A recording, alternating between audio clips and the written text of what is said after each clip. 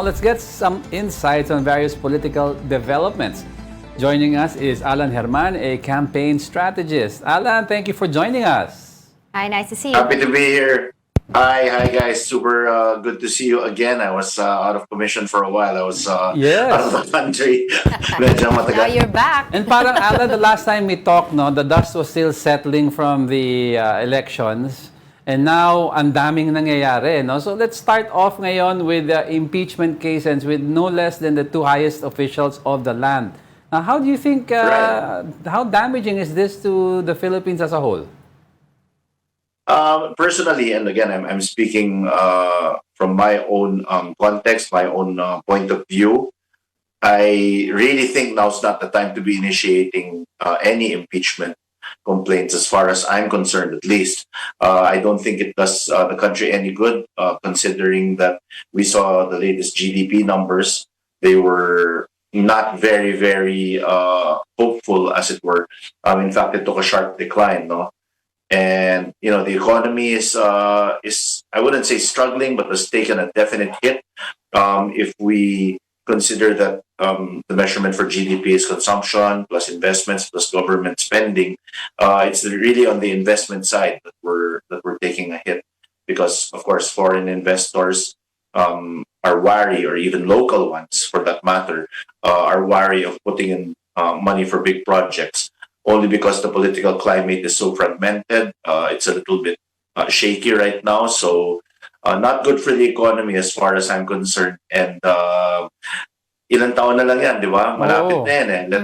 Let's allow the people to voice their either agreement, disagreement, any contentions they may have through the ballot.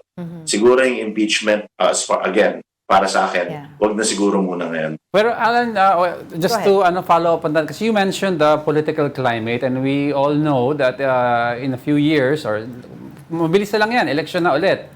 So could it be that these two complaints for the president and the vice president, nonetheless, are ways of these congressmen trying to measure up on each other? Kasi alam naman natin, Alan, lobbying will happen within Congress for the President and Vice President. So sa tingin mo, nagtitimplahan na sila in preparation for the elections kung where they stand with each other? Yan ang tanong ng veterano, at saka yun talagang keen observer of the political dynamics. Wala akong sinasabi na lobbyist tayo.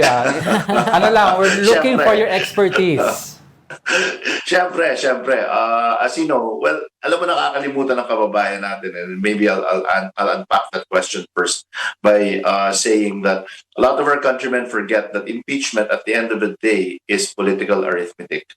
Hindi po ito, this is not a judicial process. This is not even a fully legal process. It is a thing unique on its own, di ba? Political exercise ito, numbers game ito. So, magkakaroon ng horse trading dyan, lobbying, magkakaroon ng temperature checking, titignan nila, malakas pa ba? Kanino dapat ako pumanik? Of course, a lot of people, a lot of politicians are looking forward to 2028 and the alliances. So, there are perceived weaknesses, there are perceived strengths, kanino dapat tayo medyo tumidikit ngayon. But having said that, definitely, for example, if you were the sitting admin, medyo malikot ang ang isip mo, what you would do is you would initiate a lot of impeachment complaints against the president para ma-violate yung one-ban rule. So after ma-violate yan, isang taon wala nang pwedeng mag-file. Conversely, if we are assuming, if the assumption is it's an admin-controlled or an admin favoring Congress, then what they'll do is they'll initiate maybe just one, so that they're not violative of any principles or any rules the Supreme Court has already established. Tapos, they're just going to maybe expand that hearing in order to really expose or shed light and highlight and really amplify the perceived violations and shortcomings of their political enemy, which in this case is Vice President Inday Sara Duterte. So may mga ganon. Political exercise po ang impeachment. Right. Wag po natin kakalimutan yan. Now, over at the Senate, the talks about coup, coup rumors, kumbaga, it keeps on crawling back, no? Sino ba instigator nito? And what happens then kung natuloy nga itong panibagong leadership change in the Senate? Araw-araw no? Ma'am, parang merong bago na lang di ba? Parang meron na lang bagong rumor of a coup and then there's an official denial. No, not today. No, it won't happen today. Of course, the key positions there, the implications of a Senate coup are not so much the leadership, but the key positions. For example, the Blue Ribbon Committee is a very, very key and critical chairmanship right now. So pag yan, traditionally, hindi na pupunta sa minority yan. In fact, I'm not even sure if it's allowed. I'll have to double check. But what happens there is, if there is a quote-unquote coup, the Senate Blue Ribbon Committee chair can actually drive inquiry for legislation to veer away from those na ayaw nilang tamaan, veer away from topics na or to look within just a certain period of time. I think yung mga viewers naman natin naiintindihan yung sinasabi ko, that will only cover one administration, etc., etc. So yeah, those rumors persist only because of this aforementioned charged political climate.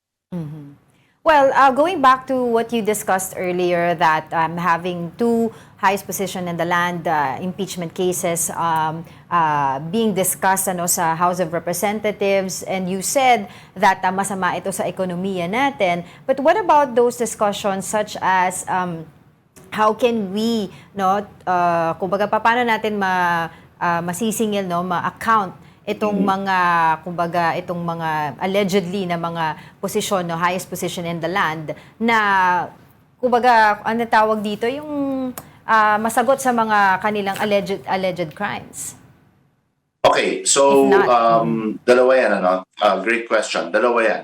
First, for yung mga congressmen and contractors and DPWH officials na-implicate dito sa flood control issue, for example. And we're talking about accountability here, and that's a great question. Parang, Alan, sinasabi mo ba dapat di naman nagot yan? Not at all, no? So, yung mga congressmen na yan, yung mga contractors na yan, the DPWH officials that were implicated or that seemingly have participation in this flood control scam, kasuhan lahat yan. Hayaan na natin yung ombudsman to take care of that, no, in the proper forum. Now, if we're talking about the two highest officials in the land that are only impeachable, they enjoy immunity, no? They are impeachable officials.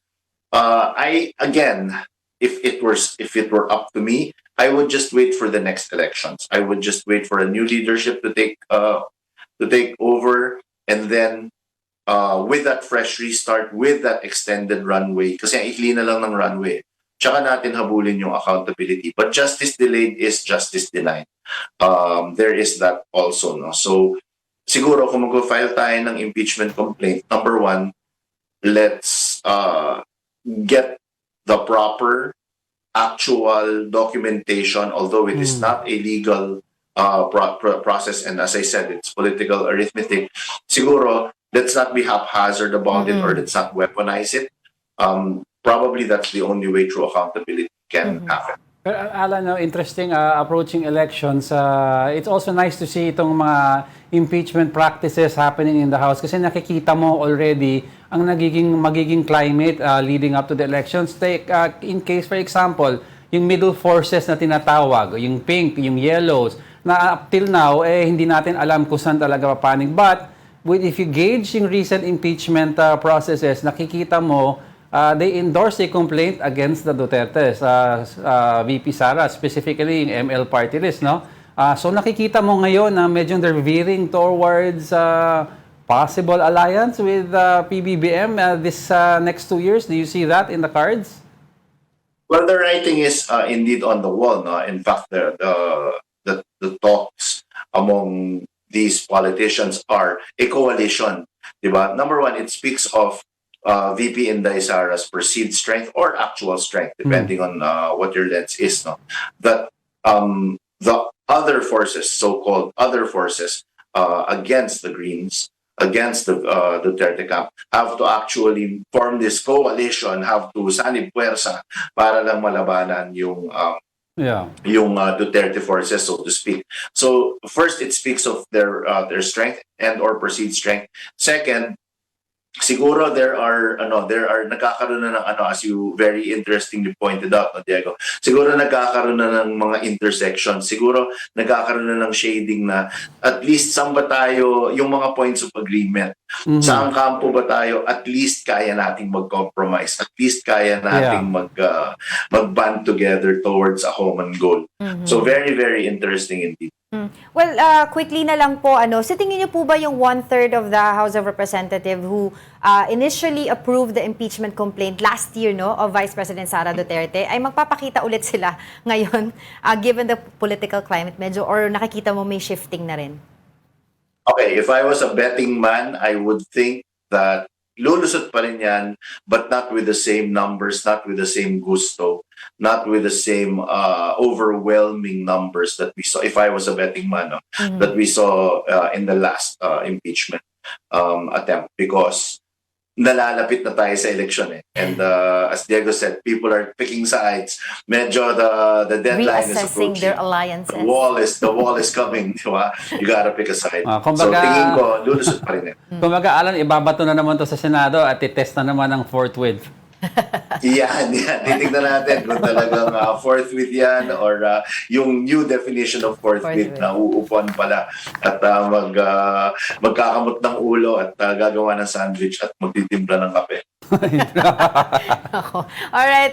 As always, maraming salamat sa iyong oras. Alan Herman, a campaign strategist. Hope to see you again on the show. Absolutely. Thank you so much and have a good day to all of our viewers.